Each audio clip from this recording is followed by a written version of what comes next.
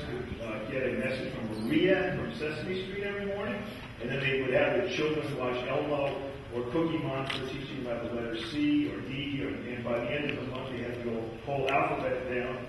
And over 80% of these moms in lower-income neighborhoods said this is a fantastic way to teach the alphabet.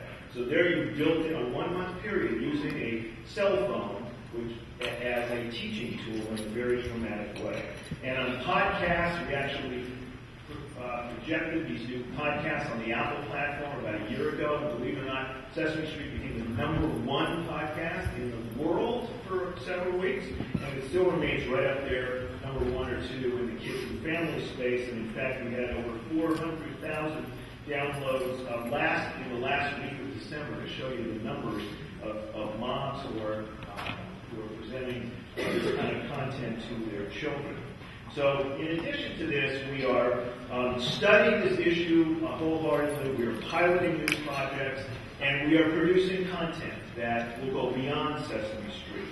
And today I would like to just project to you some of the work that we're doing from the Joe Gans Cooney Center, which was launched here at the Sandbox Summit a year ago with the D is for Digital project.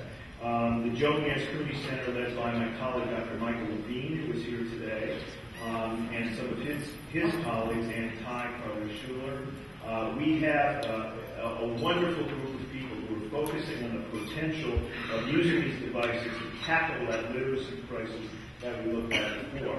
And today we are releasing, and there are copies of this on the back table, Pockets of Potential, written by Carly Schuler, our Cooney Center Industry Fellow, which is the digital media market scan, focusing on innovative industry projects that are going on, and putting in some pretty dramatic recommendations as well. Carly, in her work, was able to analyze the current state of mobile learning, inventorying projects in the U.S. and the U.K. and beyond. Took a look at a number of opportunities, and again came forth with some important things. There are challenges in mobile learning that those of us in this space obviously need to think about. There are calls about the cell phone and mobile devices health concerns. The state of Israel, I know. You can't go there without hearing another person on the air talking about brain cancer implications for cell phones and keeping them away from your children. There's not a lot of great research on this, but these are the areas that need to be focused on. Obviously, the disruptive nature, promoting attention deficit and all kinds of other maladies we have to focus on as well. Cultural norms. The mobile is considered today mostly for chatting. How do we change that norm into thinking about these devices as an educational tool?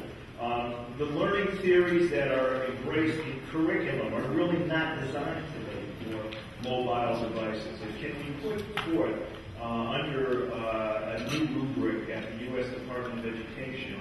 And one of my friends, Cheryl Barnett, is here today. And can we put forth among our academic institutions and the private sector some real interest in creating engaging platforms for children that are based on curricular and child development, but on mobile platforms and take advantage of their interactions.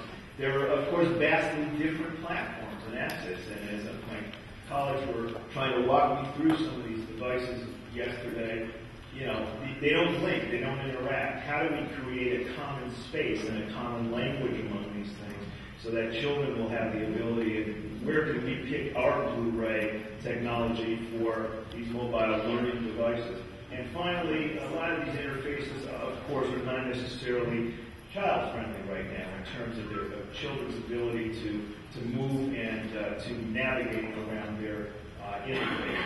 But on the other hand, there are huge opportunities for us to look at. And the paper, I think, calls for encouraging anywhere, anytime learning. And obviously, the advantage of mobile is mobile. That you can take them anywhere. You can take them out in the backyard. You can take them, as someone said yesterday, doing homework in your pajamas. It doesn't really matter. And you can have that opportunity now. There's a tremendous chance to reach underserved children. And the numbers of mobile devices reaching underserved areas vastly outperform the numbers of cable connections, for instance. Improving 21st century social interactions, having the ability to focus on 21st century needs about figuring out